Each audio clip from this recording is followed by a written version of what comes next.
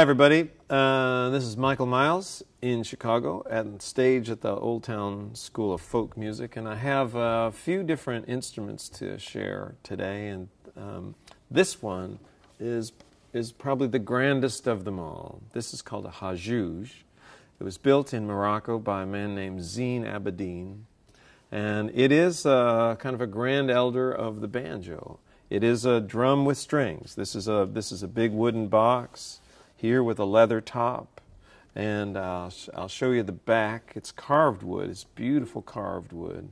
All that mother of pearl inlay, and there's also bits of, this is called yellow wood that gives it this golden tone, and there's little bits of silver in there as well, and beautiful carvings all here and there. And this instrument is the builder's name is Zine Abedin, and he lives in a town called Essaouira, Morocco. And in Essaouira, Zine is the premier builder and player of the Hajuj.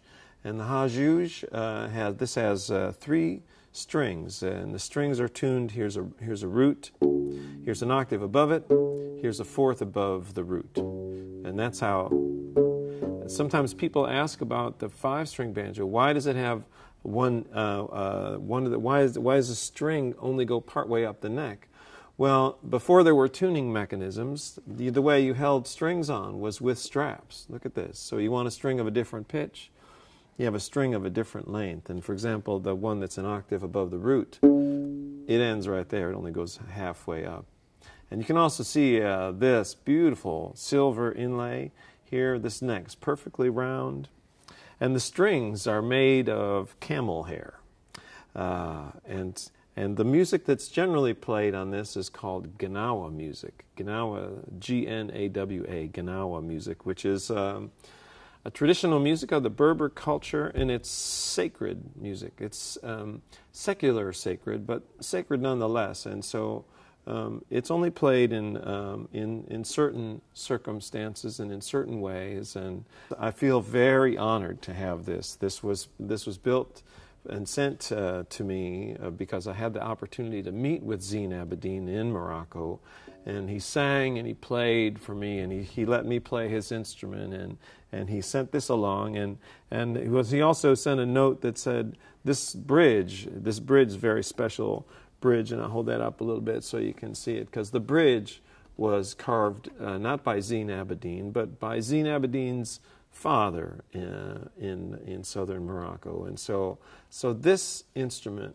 is truly special. And I don't and the thing that was quite exciting for me and humbling and chilling all at the same time was on the day that we met.